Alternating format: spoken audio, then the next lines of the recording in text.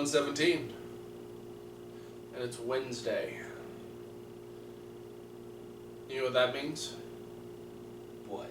I am Smackdown, and so can you. I don't think that statement was correct. Shut up. Talk about Smackdown. Okay. Thank you, Smackdown, for making me care about your show. Better than Raw. It was quite enjoyable. We open up. Daniel Bryan Ignore my farmer's tan. Daniel Bryan was in the ring with the SmackDown Women's Championship, talking about how the six-pack challenge will be elimination style, which is super exciting. So he talks about how, you know, it could be any combination of the 6 women that are in the match. You know, it'll start at 6 and it'll go all the way down to 2, and we will have the first ever SmackDown Women's Champion. He brings out Becky Lynch, who was the first female draft pick for SmackDown. She starts talking about how good it would feel to finally achieve that moment, and maybe it would vindicate how long it had taken her to get to a championship and all the backstabbing and all this stuff. So then this just progressively brings the rest of the women out that are in this match. Yeah, Natalya comes out, then she's very quickly followed by Alexa. Yes. And then very also quickly followed by Carmella. Yeah, and no one other than Becky and Natty actually got theme music. Everyone just kind of like came out when they wanted to. Yeah, and then Becky initially almost got all the 3 of them to turn on each other. It was like she was a little conniving at this point, and it was quite enjoyable. And then they realized what she was doing. She's like, no, I'm not trying to do that. And then they tried to attack her, and then she was. Well, they sort of tried to corner her. Yeah, they were. Then she pulled the smart move by putting her back to the entrance. Yeah. I guess it's a smart move this go around. Because when she knows that the 3 people that don't like her are in front of her, it's a good idea to go to the back because you know that someone's got your back. And that was Naomi and Nikki. Yeah. NBN. Yeah, and then Nikki stepped up to Carmella and then got blasted in the face by Natalya. Yeah. And then it was just it was a small little fight, and then the heel women got out of the ring, and it was checking. Everyone was checking on Nikki because they're setting these are all. Naomi tried to put her hat back on. Yeah, they're all going into a 6-women tag team match later on the show, which we can go ahead and talk about that match right now. Yeah. Good match. It was. Yeah. I like the place that all of these girls are in, and I think the way that this opening segment went and the match went, I think it's going to translate very well into this match, because I can see who the top picks to win the title are. And initially I was afraid that Nikki was going to be just kind of shoehorned in, hey, remember how great Nikki was as women's champion? Let's do it again. But I feel like they're gonna put her and Carmella in a side storyline away from the championship initially, which one can hope. Which makes me really excited. But yeah, no, a great 6-women tag team match. Everyone really getting, everybody getting their stuff in. Everyone kind of having their moment. And we get to a point where it's Nikki hits her TKO on Carmella, and that sets off this chain reaction of move after move after move after move. Finisher fest. Nikki 26-2. Nikki ends up getting taken out by Alexa Bliss's knee drop and then backflip into the knees, aka insult to injury. But then as Alexa is looking to kind of add more insult to injury on that one, she gets speared through the ropes by Becky, but the legal member of the heel team was Carmella, who then locked in the Code of Silence on the surgically repaired neck of Nikki Bella. Mm-hmm. And so Nikki Bella taps out. Heel women get the win in the tag team match. This sets up a lot more tension between both Carmella and Nikki, And I'm very interested to see how well all 6 of these girls work together to put this elimination match on this Sunday. Yeah, I mean, I feel like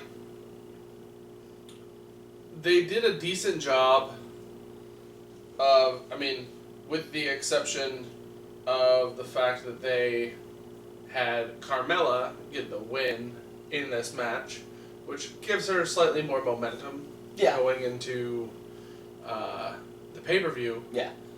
But, like, SmackDown in general, since the brand split, and more so since the announcement of the SmackDown Women's Championship, is they've done a really good job of making them all seem kind of like they're on an even playing field. Yeah, absolutely. You obviously have the ones that are a bit they're ahead of the group.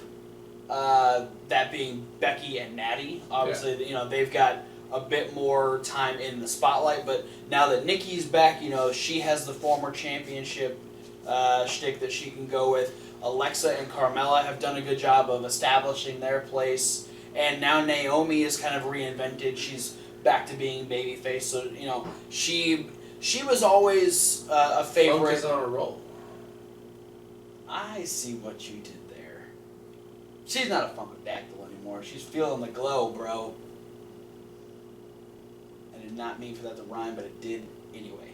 The Glow Bros, anything like the Care Bears?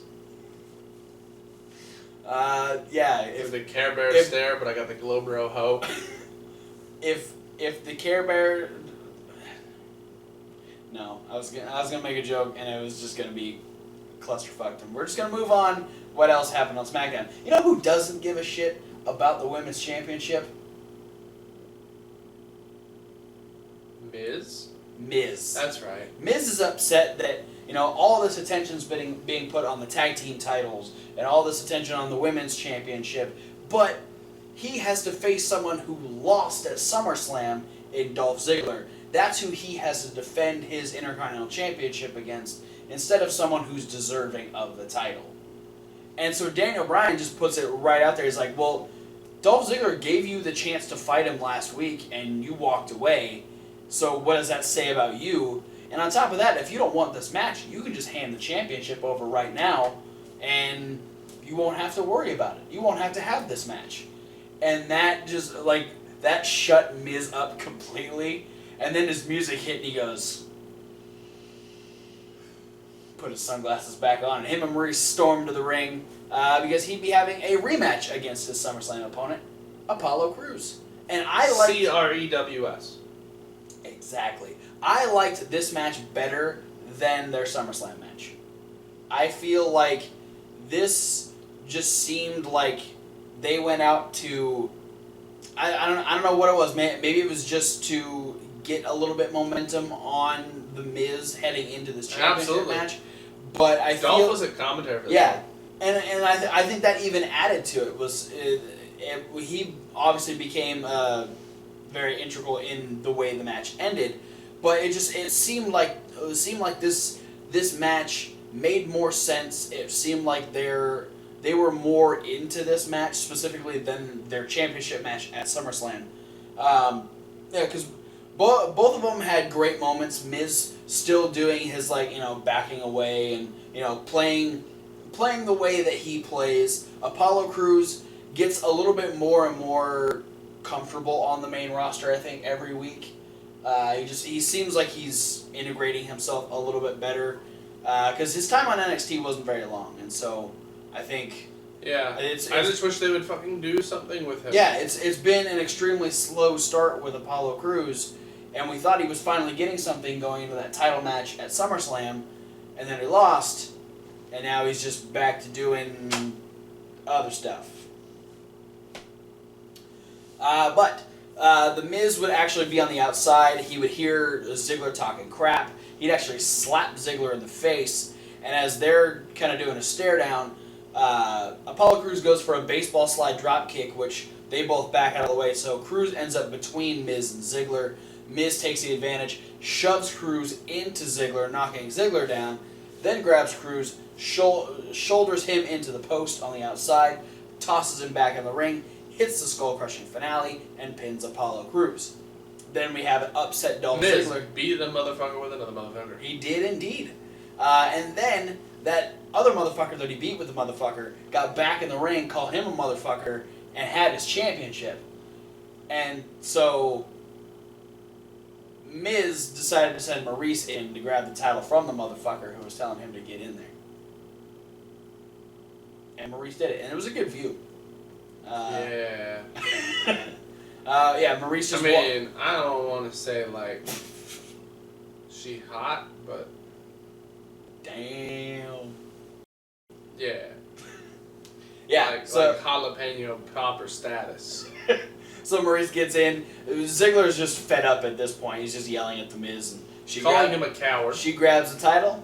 Which might not be far from wrong. No. I like this storyline. It's a good storyline.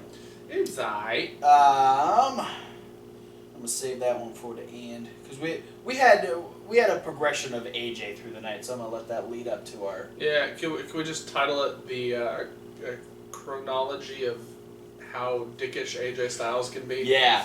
What about the tag title tournament? All right, we'll go ahead. We had semifinal matches. We did indeed. We had American Alpha versus the Usos, and we had the Hype Bros taking on Heath, Slater, and Rhino.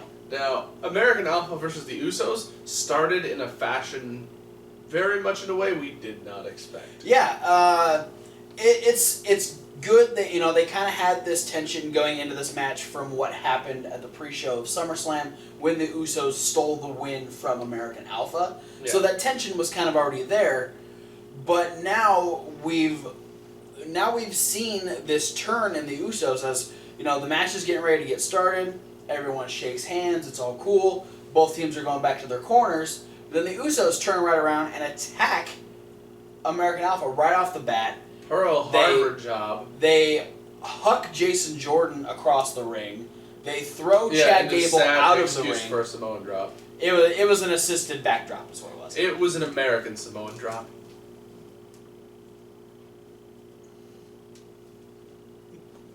I'm just saying the American part is the laziness. Did that Samoan drop look like it came from the Bay Area? Sure. So Jason Jordan gets tossed across the ring. Chad Gable gets tossed out of the ring. And then, just all of a sudden, one of the Usos gets low-bridged. The other one gets speared. We get a tag. We get Grand Amplitude. And in 28 seconds, American Alpha advanced to the to the finals of the tag team tournament. Yeah. And everyone's like, what just American Alpha just squashed the Usos? What just happened there? Yeah, so the Usos start to sort of concede and be like, okay, we might have been. Yeah, they realize we might have been in the wrong on this. Yeah, they're like, oh well, we didn't really think that one through. We probably I guess we deserve that, right? So they did some handshaking, and here's one of the things I liked is while the Usos were still holding on to the hands of American Alpha. Yeah. That's when I think it was Jay. Yeah. Super kicks Jason Jordan. Mm-hmm. And I love it because they were holding on to American Alpha's hands so they couldn't defend themselves. Yeah. And that puts him down, and then they grab Chad Gable and put him in a front face lock, and he gets a jumping super kick to the back of his knee. Yeah. And if that's not bad enough, then Jimmy wraps him up in a tequila sunrise. Not the drink, the submission hold. The submission hold. While Jay goes to the top and then Superfly splashes the leg that was already super kicked. And and this was after Jordan got back up and they shouldered him into the post, and he was out the whole time they're beating up Gable. So Jordan gets back in. One arm is completely dead. He's trying to back them up. The referees are rushing in, trying to make sure Chad's okay, and the Usos are just, they don't care. Yeah. So we spend a good chunk of the night in questioning whether or not American Alpha will be able to even make it to the finals of the tournament at Backlash. Yeah, and Renee is getting ready to kind of give us an update on, saying that the the status of American Alpha is questionable, and the Usos just barge in on her and just blow up, talking about, you know, we come in here, we bust our ass, we try and get respect, and you know what? We don't even care anymore. We don't care about being respected. We care about getting championship spots. Yeah.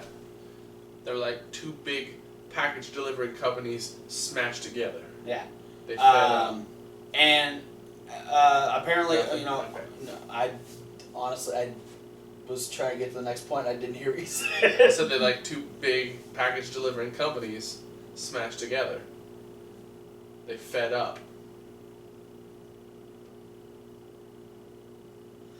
You're terrible. No, FedEx. I know. I know.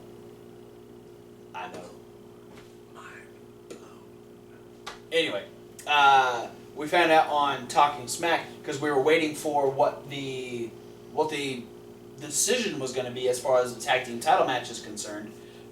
So American Alpha's not going to make it. Yeah. So the Usos are getting another shot, and they get to face the winners of.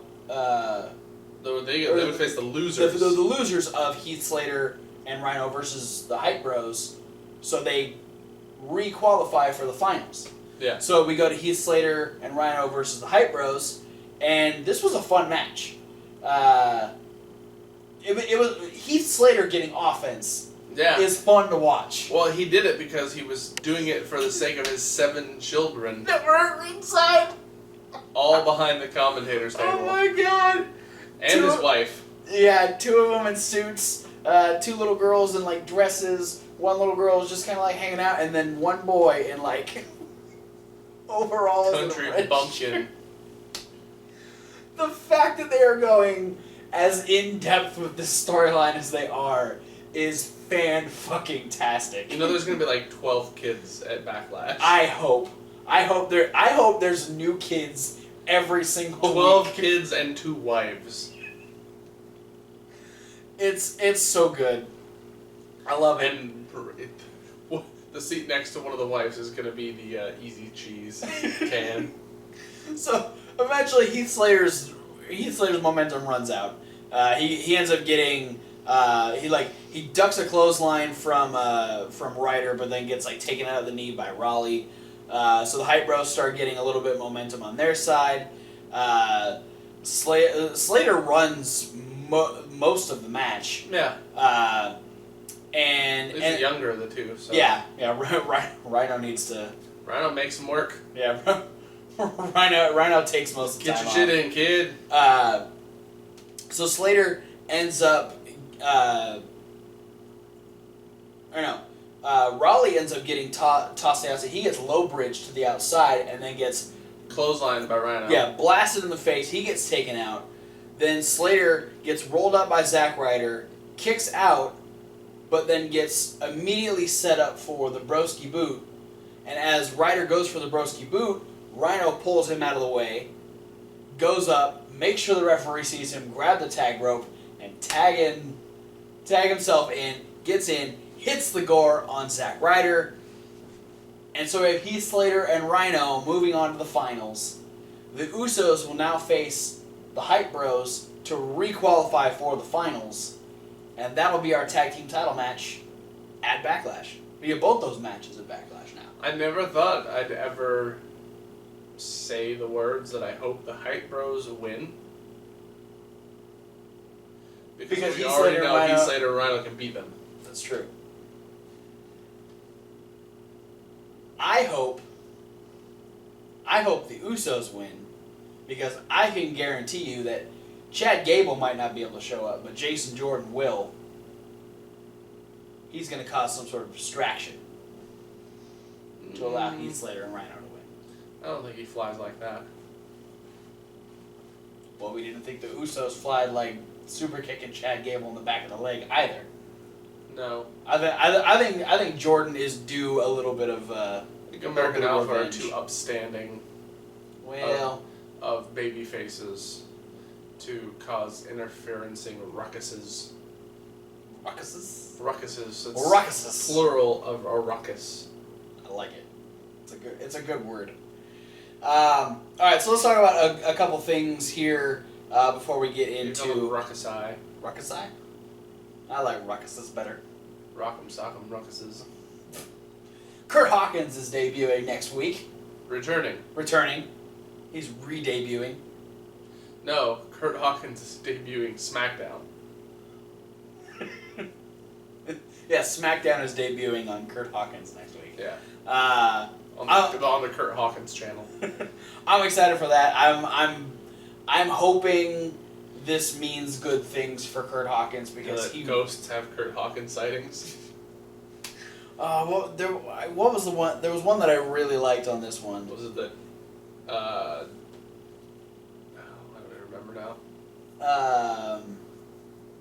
Damn, I don't know. The fact that they're using Chuck Norris. The Chuck Norris jokes for Kurt Hawkins it's hilarious.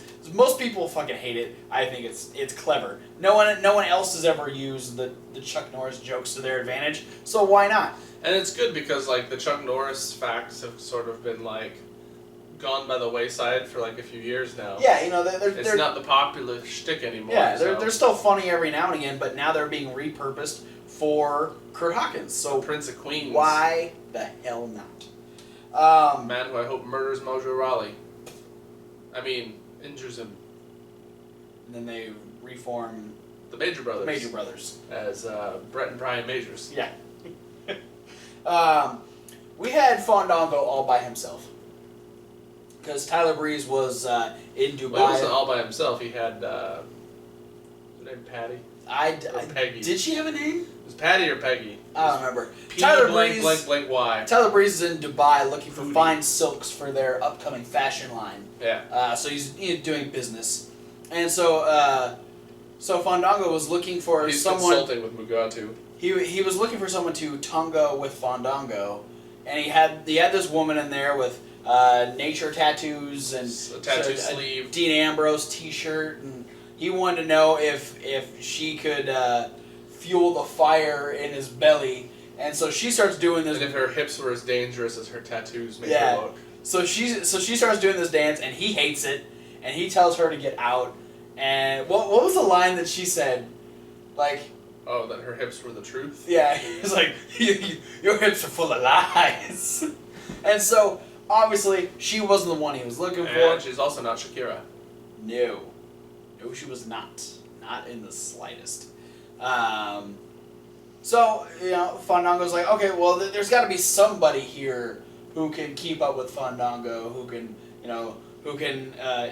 He wants to know who's got the fire in their belly. Well, just so happens that Kane is particularly fond of fire. Kane's got his fire in the everywhere.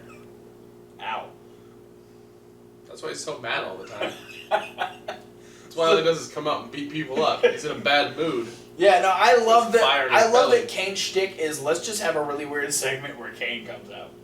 Because last week we had the Milkman, this week we had Fandango. Whoever is writing this is the same person who wrote the early Sandman shtick when they brought ECW into sci-fi. With the zombie and Nacho Libre yeah, guy. just everyone just to beat them. Just get beat with the pay-per-view. Yeah. Kane comes down, chokeslams Fandango, walks away. It wasn't even a match. After he did Fandango a little bit. He did a little Fandango. Sure. We'll watch Kane beat the hell out of people just randomly. And then we had dueling stories from Bray Wyatt and Randy Orton. Bray Wyatt talking about how he's the evolution of man, and that in a primal time there were men searching through the woods trying to provide for themselves, make sure they could see another day. But there are other dangerous things in the woods as well. And there's a really foreboding message for Randy Orton. But Randy Orton doesn't really give a shit. Randy Orton don't sweat you, Bray. Randy Orton don't sweat many people. No. There's the thing. Randy Orton's been around a while. He's done some shit. He's Hell in a Cell with The Undertaker. I don't think your promo is gonna scare him. He's hardcore matched with Cactus Jack. Yeah. I mean... He feuded with Evolution by himself. Yeah. While he was in it. He also had to team with Batista, and nobody wants to do that. So Randy Orton had a cool little story about a man catching a rabbit and the snake being nearby, and the man at first being wary about the snake, but then realizing, oh no, snakes are more afraid of you than you are of them, and so as he's taking away the rabbit that he's caught and is killed, that's when the snake strikes, because the snake realized that if he waited long enough, not only would he get the rabbit, but he'd get the man as well. Yeah, so, that snake ain't going to need to eat forever. So Randy Orton, Orton, a huge-ass snake. Randy Orton going to be very patient going into their match That's this what Sunday Randy Orton at is, I Backlash. think. Randy Orton is the snake that ate the man. That's why he's the Viper. He's literally an actual snake that ate a dude. Or did he learn that story from Stone Cold, who is the snake that ate the man? Because he's a rattlesnake. Maybe that's a story that he heard from Stone Cold, like, hey, maybe this Stone is what I Cold did. heard that from Jake the Snake, because he's just the snake. Snakeception. Alright, now let's talk about AJ Styles being a douchebag. Yeah. AJ Styles was on some sort of, I don't know if this was a PMS? ego trip, PMS, it was something. Well, he's a soccer mom, so. He first got mad when he's going through menopause. He's getting up there in age. Yeah, he was on Renee's little talk table. Yeah, thing. it was just an interview, and Renee wanted his reaction to what happened when Dean Ambrose left him on the top rope last week. And then he got in a bitch fit about it. He's like, "Hey, you guy, production guy, was it your fault that this video played? How would you like it if I blamed the fact that I would smash this headset into a bunch of little pieces on you? Would you get fired? Well, you're lucky I ain't gonna do that, but I am still a douchebag." Yeah. And then he'd be walking through the hallway, and he'd notice a couple guys. One guy had his phone out, and he goes, "Hey, did you just take a picture of me?" And he'd take the guy's phone, and he goes, "No, that's a picture of my family." He goes, "Oh yeah, that is a picture of your family. Nice family." And then he smashes the phone against the wall and starts yelling at him and goes, "I'm the face that runs the place, and you're gonna disrespect me like that? Do you know who I am? Your phone's broken. You should pick it up." Turns out he should have taken a picture of AJ Styles. Really? You think that would have? I think it would have sated his ego a little Would bit. have been more. like, "Hey, yeah, I'm taking a picture of you because you're AJ Styles." Okay. You're the face that runs the place. You're the face I spray with mace.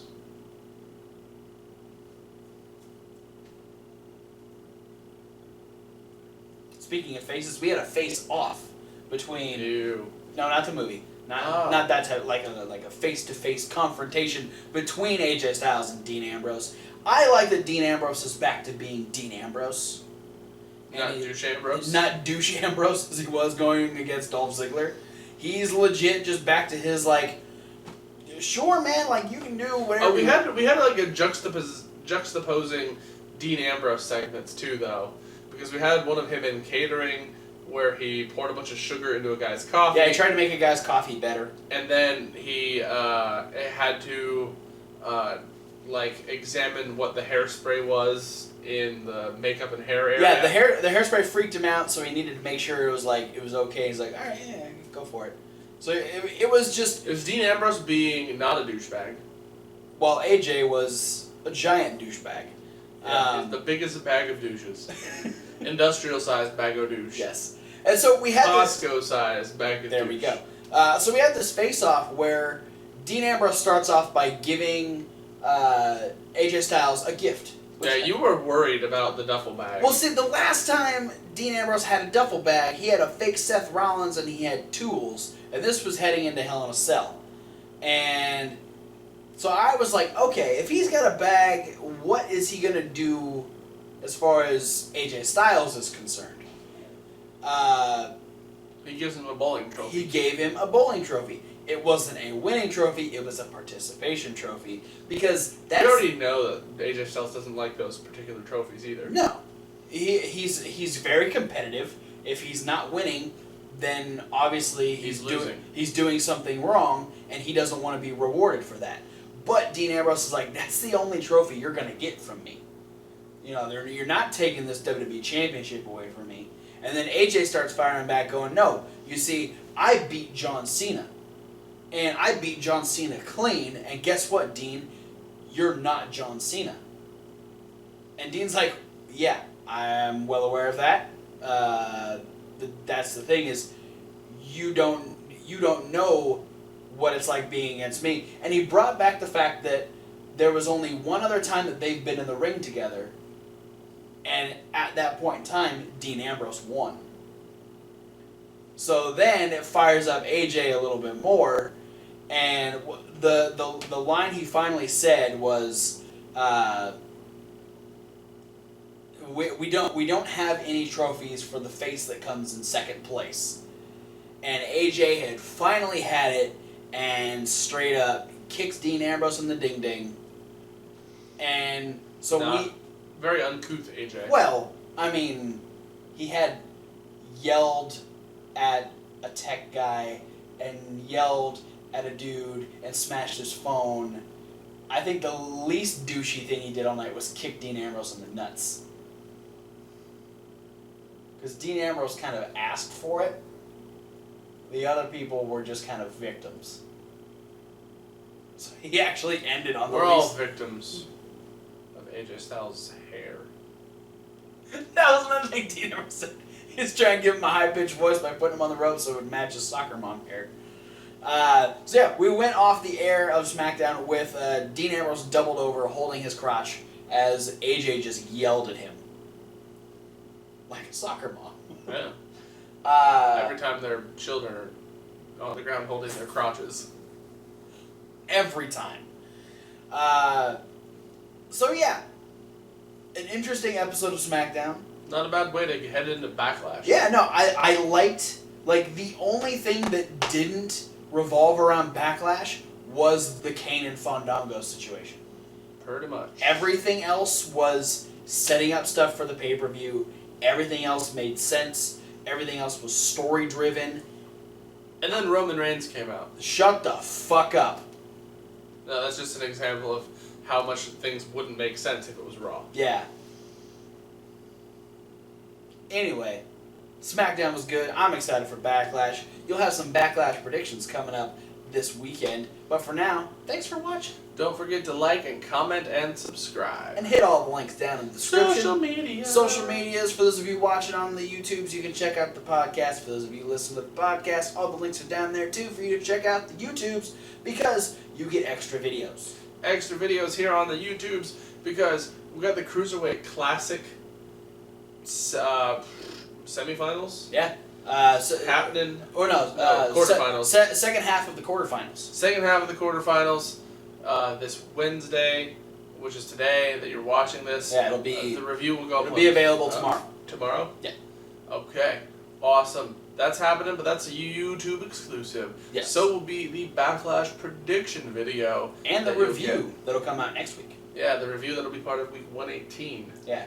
And another way to get other videos is check out our other page, Reasonable Wrestling Fans. That's Yeah. reasonable with a W. Reasonable with a W, because it's so reasonable over there, I'm going to hit him with a kendo stick. Yep, that's going to happen. Yeah. Also, you're going to get an unboxing video this week because the September... Holy shoot-hoot. 2 videos on Reasonable Wrestling Fans. Holy shoot-hoot. Shoot-hoot. Shoot-hoot. That's... Anyway. Yeah. And for those of you that are over here on the Wrestling Rundown, for all the other videos you get this week, check out the playlist, because they're all going to be up there. There's an extra long video of us talking about Chikara's King of Trios from last weekend. Which was the first ever bonus podcast over on our SoundCloud. There's the Indie News has everything about Bola, all the upcoming shows. You've got the Raw Review, which we just ranted most of the time. SmackDown Rundown. Up next, we've got the midweek wrap-up with the return of Lucha Underground. And then the CWC. Thankfully not as long of a time between these 2 seasons. Just a couple of months rather than like almost a year. Yeah. So, yeah, check out all those videos. Check out all the links. Talk to us here. Talk to us anywhere. Thanks for watching, and we'll see you at whatever video you decide to watch next. Fuck Mojo Rawley. It was the worst part about SmackDown. And he lost. Yeah. Then the Usos gave him another shot. Kind of loses some respect for the Usos. Toss Usos.